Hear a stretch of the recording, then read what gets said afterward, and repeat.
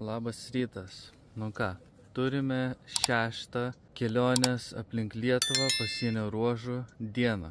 Esu Karklėje, vakar pernakvojau kempinge ir šiandien tęsiu kelionę toliau. Oras geras, saulė kepina, įveikta didžioji dalis aplink Lietuvą. Šiam momentui yra 650 km. Ar tai daug per 5 dienas? Nežinau, turbūt ne. Paprastam žmogui taip.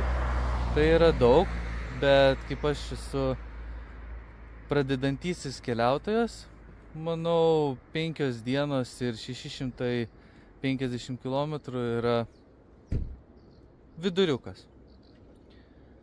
Tai susidedu palapinę, susidedu daiktus ant dviračio ir keliauju link Palangos ir kitą dalį aplink Lietuvą. Susimatysim.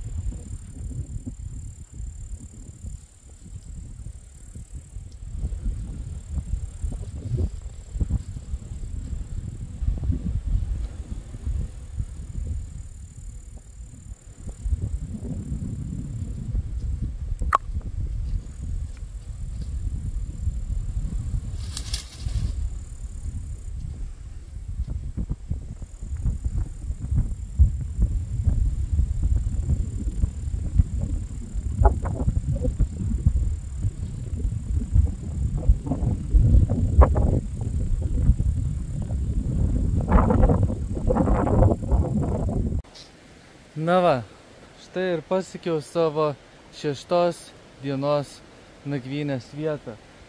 Jūs pasižiūrėkit. Aišku, vienas minusas, kad prie pat kelio, bet pasižiūrėkit, koks vaizdas. Eik tu sau. Vandenukas, įsimaudyti galima bus. Ir kriokliai. Eina sau. Ta prasme. Nerealesnės vietos turbūt nerasčiau. Eik tu sau. Kelionė aplink Lietuvą pasienio ruožų vis labiau stebina mane. Tai ką, pasistatysiu palapinę, nueisiu įsimaudyti, užvalgysiu vakarienę ir eisiu miegot. Gero vakaro visiems ir susimatysime 7 dienoj. Viso. Labą dieną jau, kaip ir, nes jau 11 valandų. Vis dėlto galvoju, neliksiu šitoj vietoj. Pranakvojau, lyjo 3-4 nakties ir ryte lyjo, bet galvoju, važiuosiu, kol važiuosiu. Tai 7 diena prasideda.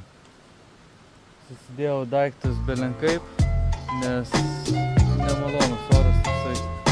Tai keliaujam į 7 dieną.